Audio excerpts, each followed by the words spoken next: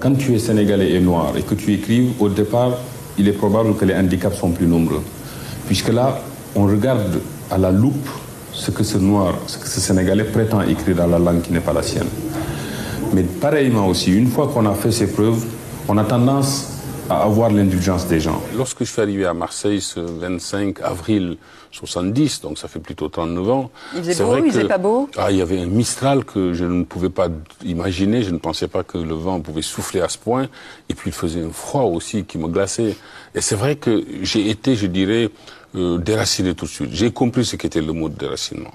Vraiment. Est-ce que vous avez subi à l'époque des paroles, voire des actes discriminatoires, voire racistes?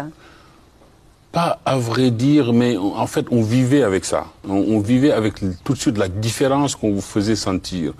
Et, mais ce qui m'avait le plus frappé à l'époque, moi, si vous voulez, c'était de voir une société nouvelle. Une société où le blanc pouvait aussi être chauffeur de bus, où il pouvait être éboueur, où il pouvait être effectivement celui qui vend au marché. Alors que j'avais toujours vu le blanc, je dirais, en avant. En Afrique, il était toujours ou cravaté, où il était le patron, où il était... Et là, je voyais que le blanc pouvait aussi faire, je dirais, des métiers subalternes. C'était assez frappant.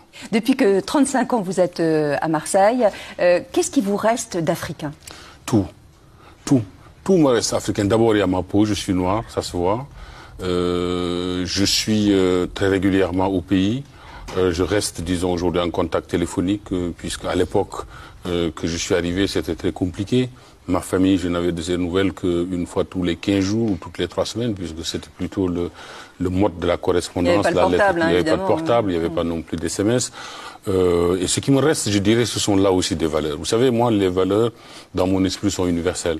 Et il y a des valeurs plus spécifiquement africaines, auxquelles, je dirais, aujourd'hui, j'ai ajouté celles que j'ai retrouvées ici aussi.